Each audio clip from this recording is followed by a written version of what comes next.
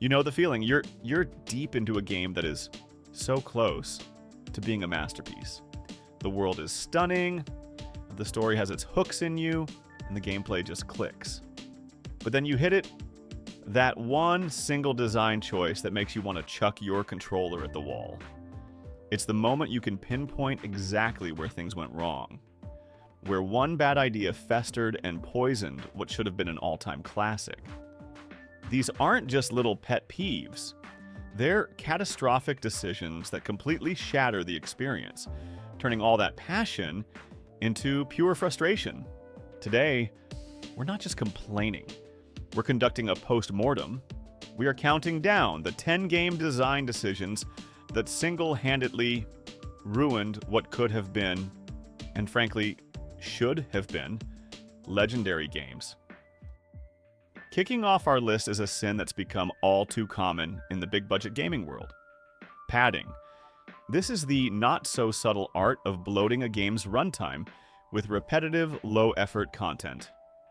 Take the ambitious space epic, Starfield.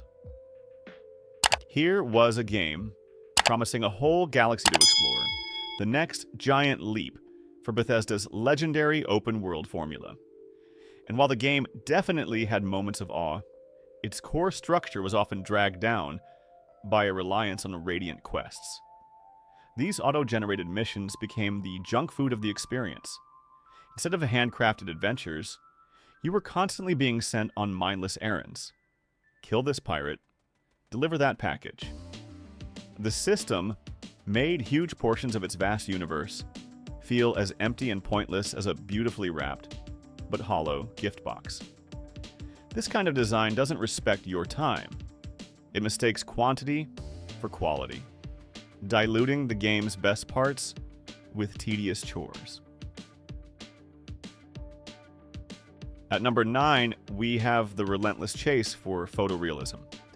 When developers prioritize graphics over everything else, they sacrifice a unique art style and, even worse, stable performance.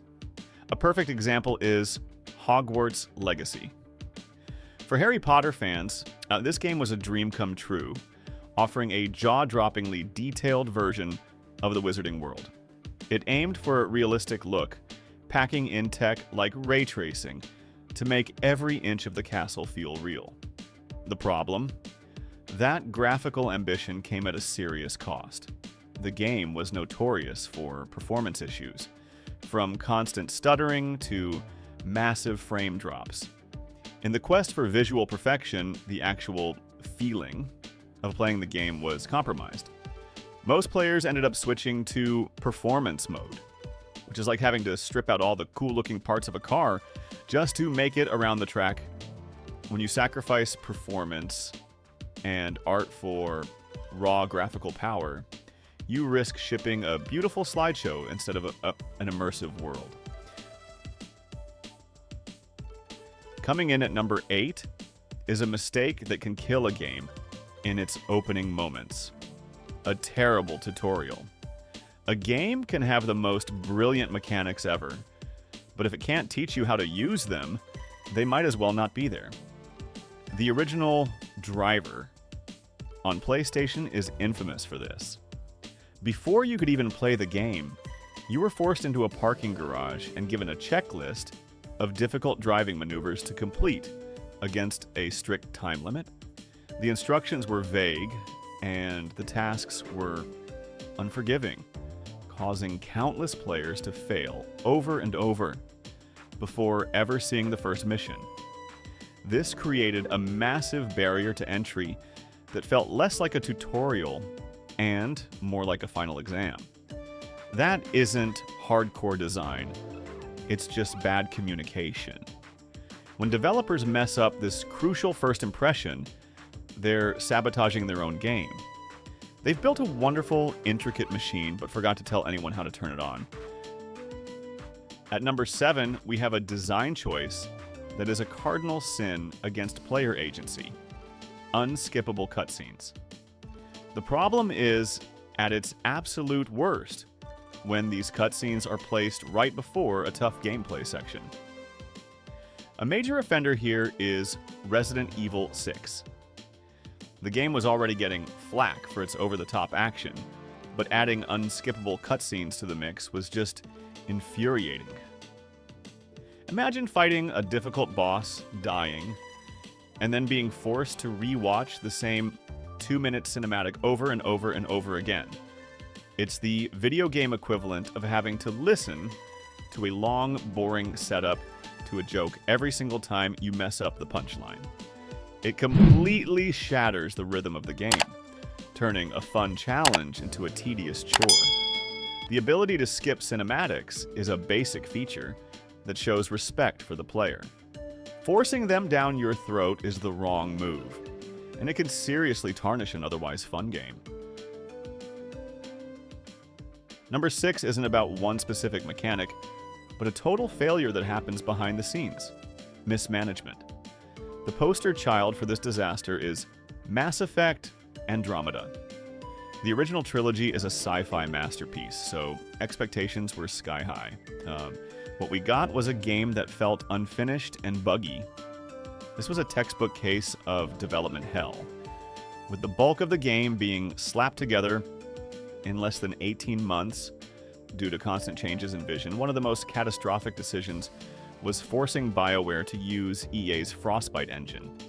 The engine was built for first-person shooters like Battlefield, not massive RPGs. It was missing basic systems for animations, party companions, and even an inventory, all of which had to be built from scratch. The result was a game that launched with infamous broken animations, tons of glitches, and a world that felt dead compared to its predecessors. It stands as a powerful warning for how bad decisions from the top can set a talented team up to fail. At the halfway point, number 5, we're tackling a design philosophy that can suck all the creativity out of a game, being too rigid and linear. No game embodies this criticism more than Final Fantasy XIII. While other games in the series had linear story progressions, they masked it with towns, NPCs, and side quests to make the world feel alive. Final Fantasy XIII, for most of its runtime, was mechanically just a straight line. Players complained that there were no towns to visit and no real exploration, dubbing the game a hallway simulator, where you just walk forward from one combat encounter to the next cutscene for over 30 hours. The design choice was so prominent that it became the game's defining legacy. It robs players of the joy of discovery and experimentation, which is the whole point of interactive entertainment. Our number 4 spot goes to a flaw that can completely shatter a game's sense of place: a poorly designed map. The most infamous example of this is Dark Souls 2. The first Dark Souls is a masterclass in world design. Its world, Lordran, was an interwoven labyrinth where hidden shortcuts cleverly looped back on themselves to create a seamless, awe-inspiring whole. Dark Souls 2 threw that philosophy out the window. Its world, Dringalike, felt like a series of disconnected levels chosen from a menu. The transitions were often bizarre and made no geographical sense. The most notorious example is taking an elevator up from an earthen windmill and somehow ending up in a volcanic castle floating in a sea of lava. It felt like the designers had a checklist of cool level ideas, but no plan to connect them, completely removing the joy of exploration that made the first game a classic. Breaking into our top 3 is a design choice that rips the heart out of multiplayer games.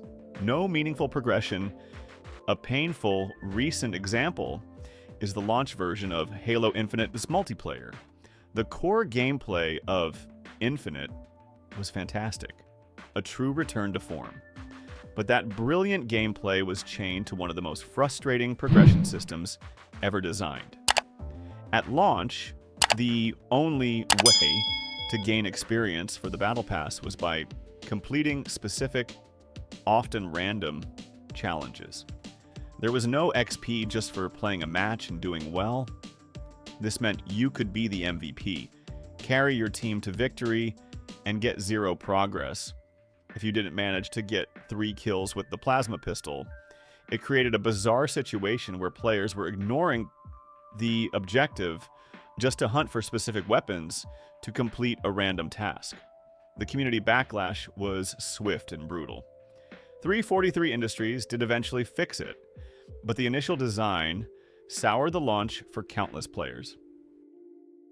At number 2, we have an indie game that tries to be a massive XIII blockbuster without the budget or team to pull it off.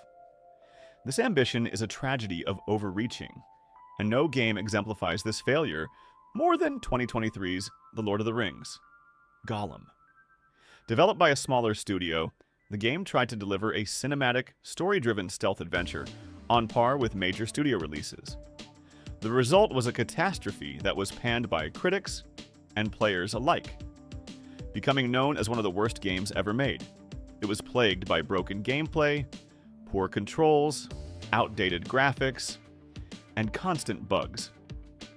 By trying to be a jack of all trades, it became a master of none, and its disastrous reception caused the developer to shut down its internal development division entirely. And at number 1, we have it. The single most destructive, trust-shattering design choice in modern gaming. Aggressive, pay-to-win monetization. And no game represents this catastrophe better than the launch of Star Wars Battlefront 2. The hype for this game was off the charts. It looked stunning, it sounded like Star Wars, and the gameplay felt incredible. But it all came crashing down when players discovered the progression system. All player power, in the form of star cards, was tied directly to loot boxes. You could either grind for an eternity to earn them, or just buy them with real money. This created a blatant pay-to-win system. Iconic heroes like Darth Vader were locked behind either these loot boxes or an estimated 40-hour grind for each one. When confronted on Reddit, an EA community manager's claim that the grind was to give players a sense of pride and accomplishment became the most downvoted comment in Reddit history.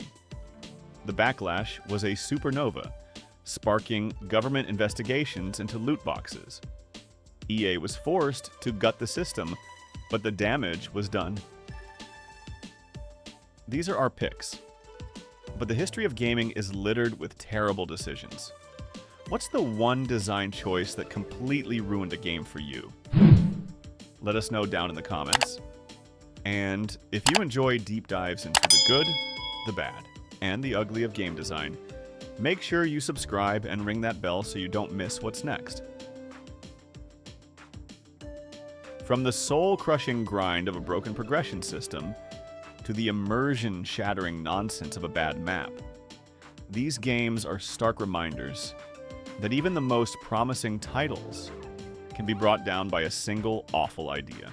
It proves that game development is a delicate balancing act, where ambition has to be measured against performance, and monetization must always, always respect the player. These games could have been legends. Instead, they've become cautionary tales, monuments to some of the worst decisions in gaming history. Thanks for watching.